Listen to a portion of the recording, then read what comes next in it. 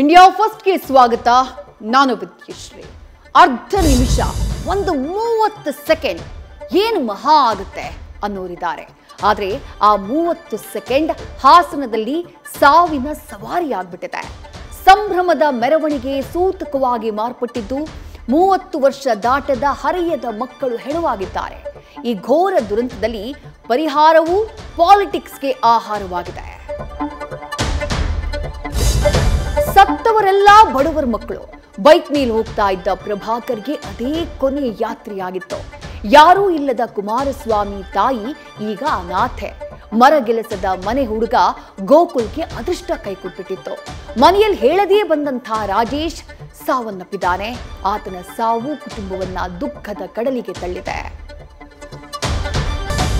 ಮರು ಸರ್ವೆಗೆ ಸರ್ಕಾರ ಮುಹೂರ್ತ ಇಟ್ಟಿದೆ. 60 ಪ್ರಶ್ನೆಗಳನ್ನ ಹೊತ್ತು ಬರ್ತಾ ಇರೋ ಹೊಸ ಸಮೀಕ್ಷೆ ಇದೇ 22ನೇ ತಾರೀಕಿಗೆ ಆರಂಭ ಆಗ್ತಾ ಇದೆ.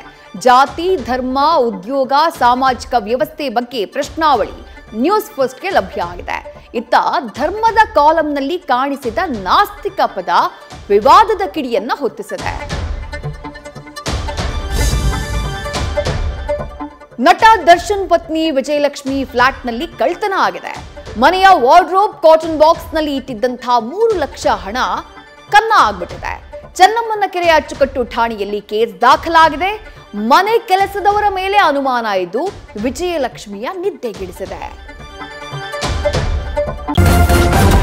ನ್ಯೂಸ್ ಫಸ್ಟ್ ನಿರ್ಭೀತಿಯಿಂದ ನಿಮ್ಮ ಪರವಾಗಿ.